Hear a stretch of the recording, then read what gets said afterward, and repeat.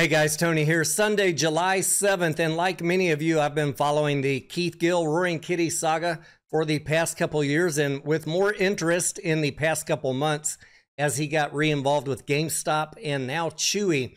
And Chewy has a complicated share structure, and so I have been digging into it for the past week or so. In today's video, I want to go over with you 4 items that I've been thinking about for the last week and researching. First of all, why did Roaring Kitty buy Chewy? Number 2, let's talk about the Chewy ownership structure. It is a complicated share structure. Number 3, we'll talk about the recent insider sales at Chewy and the buyback program that they announced back in May. Yeah, there's multiple buybacks going on here at Chewy. And we'll wrap up with, did Roaring Kitty sell his GME to buy Chewy? If that sounds like something that you might be interested in, if you want to learn about Chewy's complicated share structure and the buybacks, let's get right into it.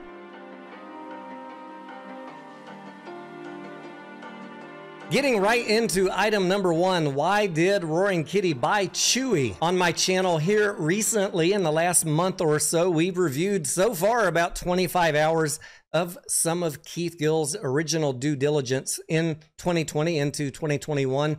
And he definitely was interested in the short squeeze that was going on at GameStop, but he mostly is a value investor, much like myself.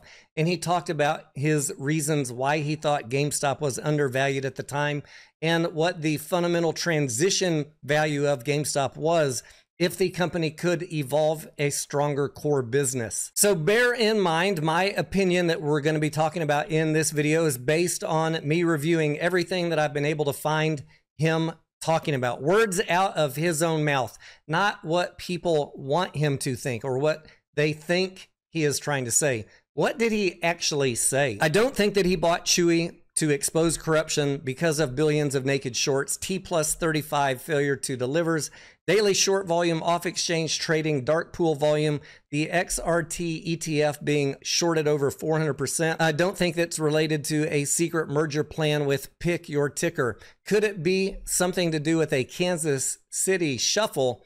Maybe. Maybe it could. My opinion of what he is looking at is much more traditional based on everything that he's ever gone over on his channel. And it has to do with the value play or the potential value play that he might see at Chewy, unless it's part of a Kansas City shuffle. But let's go through what is the value proposition at Chewy. And I will link their most recent quarterly earnings in the video description if you want to go review that. I did review their most recent slide deck as well as their most recent earnings call before I did this video, just to make sure I get up to date on what management is telling the investment community. If you don't want to go through all that though, let me just summarize everything for you.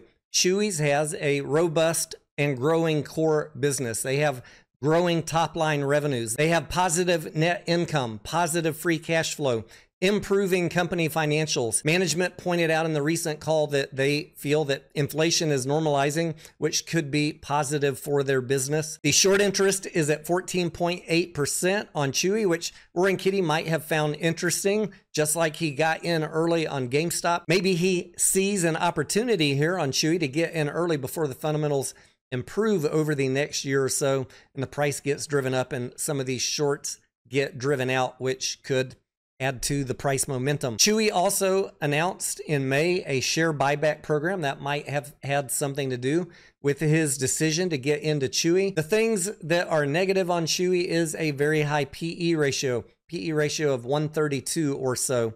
And the analysts that are looking at Chewy right now have an average price target of $26 with a high price target of $32 to $33. So that is something we also need to think about as we're thinking about a valuation of Chewy and what might Keith Gill be thinking as a proper valuation of Chewy. If you are buying, holding, or trading Chewy based on any of the items that I listed in red here, certainly don't let my video dissuade you from your own trading decisions. My opinion, until I hear differently directly out of Roaring Kitty's mouth, is that he got into Chewy for a value play based on a lot of the reasons that we just went over in the past minute. Now, very quickly, let's move into understanding how the share structure is set up at Chewy, because they have a Class A and a Class B share.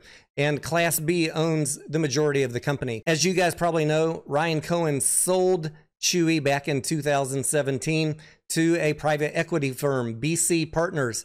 And BC Partners maintains almost entire control over this company through Class B ownership. So there is Class A trading out on the NYSE though. The total outstanding shares when we add up Class A and Class B as of June 26th, I'm going to walk you through what happened after June 26th, but let's start there. It was 436 million shares. Class A trading on the NYSE is 136 million shares. When we add in the Class B, which on June 26 was 298 million shares, we get roughly 436 million total shares. Important thing to know is that Class B shares have 10 votes per share. So Class B owns the vast majority of the voting power of Chewy. And you'll notice that I have listed down here in the bullets that Class B is owned by BC Partners / Argos. Same basic company. Argos is a subsidiary of BC Partners. As I mentioned to you guys a minute ago, back in May in their Q1 earnings press release, Chewy announced a $500 million share buyback. But as you can see on the SEC filings, there were some more recent filings, including that 8K on June 27th, where they announced an additional $500 million share buyback. And on July 1st, you see that Form 144, where BC Partners sold some shares on top of that. So let's catch up with all of these filings. I want you to clearly understand what the share count is. And this also becomes important if you're trying to understand what Keith Gill's real ownership percentage of the company is and what his voting power is at Chewy. On Chewy's balance sheet up here at the top in yellow, you'll see I have marked that they had in their most recent quarter just over 1.1 billion cash sitting on the balance sheet. The company has no real debt, although if you're just doing a drive-by on websites, you might see long-term debt, $519 million. That is lease liabilities, so we don't really count that as debt. When they released those earnings showing that $1.1 billion on the balance sheet, Chewy announced to investors that they were launching a $500 million share buyback program. And the details of that were generally that they could, over an indefinite period, buy back Class A or Class B shares up to $500 million worth, and that there is no expiration date, and that those will happen from time to time. So we don't know any details as to whether or not they have already started executing on that until we get an official update from them. Typically, we get those updates in the 10Qs unless they somehow finished the share buyback, and you might get an 8K on it. Now, on June 27th, there was a separate and new 8K dropped detailing a private transaction between Chewy and BC Partners where they were going to buy back $500 million worth of Class B shares from BC Partners. And in that transaction, they detailed to us in the documents, the plan was to convert Class B to Class A and immediately buy those back and retire those shares. So I know some of you think that 17 million shares hit the market on June 27th. This was a privately negotiated transaction. The 17 million shares was not part of the volume on June 27th. If you want to read all of the details of that, just go to this filing on June 27th, scroll down to the very bottom to Exhibit 10.1, and you can have fun reading yourself the stock repurchase agreement and all of the details of how that went down. The net effect of that whole transaction to shareholders, I have highlighted in bold for you in the bottom right-hand side of this slide. We have a total reduction in share count from 436 million combined Class A and Class B down to now 418 million. And this is covered in the documents from Chewy. That is 17.55 million reduction in the Class B shares. Class A shares remains at about 136.5 million shares. Where it gets a little more confusing is these other two filings that I have highlighted on the left-hand side in yellow and green. June 27th, a Form 144, July 1st, a 144.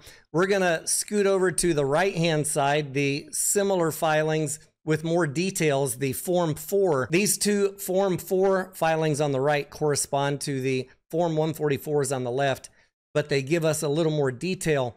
And the strange thing to me is these transactions were not previously disclosed by the company, but they are more conversion and sale of shares by BC Partners and Argos. Here at the bottom of this form, you can see the 17.5 million shares that they disclosed in the 8K, but now we have another 5.3 million shares of Class B that were going to be converted into Class A. And up here at the top, you can see where that conversion happened. And then the sale price of these shares between $29 and $33 as that 5.3 million shares got sold off on June 27th into the run-up. In addition, let's look at the Form 4 from July 2nd. This is covering the conversion of 1.33 million shares of Class B common stock. And if we go up into the form, we can see the conversion right here, and then that these shares were sold off between $29 and $32. The way I read those Form 4s for the additional unexpected 5.3 million shares on 6/27 and 1.3 million shares on 7/1, they read to me like those shares were sold directly into the market. I want to know what you guys think. If you're watching this video, let me know your thoughts, but that certainly could have had some effect on the price. You can see those big red candles on those 2 days. Was BC Partners selling directly into the market and helping push the price down inadvertently while they're trying to capture these high price run-ups thanks to retail traders? What I know for sure, highlighted in pink in the bottom right-hand corner of this form, is the number of Class B shares that BC Partners still owns after all of this selling and conversion. Class B shares that they own now dropped from 298 million shares to 274.6 million shares. The interesting thing is, since we're reducing Class B shares and those shares are being retired, we're not really changing the voting power of the company. BC Partners is still going to have about 95% of the voting power of the entire share count. And poor Keith Gill is sitting at 6.6% of common, according to that filing that he made on July 1st, but his voting power overall in Chewy is less than 1%. This video is getting kind of long. It's at 12 minutes already, and I don't even know if you guys care about Chewy and Roaring Kitty. So let me know down in the comments, do you want me to do a follow-up video going through bullet point number 4 here? Did Roaring Kitty sell GME to buy Chewy? Before I spend more of my time going through that, let me know if you made it through this one and if you want to see the follow-up and my thoughts on what Roaring Kitty did with his GameStop versus his Chewy. If you have any questions about the material that we covered, also please drop me a comment or question down below. I am Tony Denaro. Thank you for watching, and I will see ya on the next video.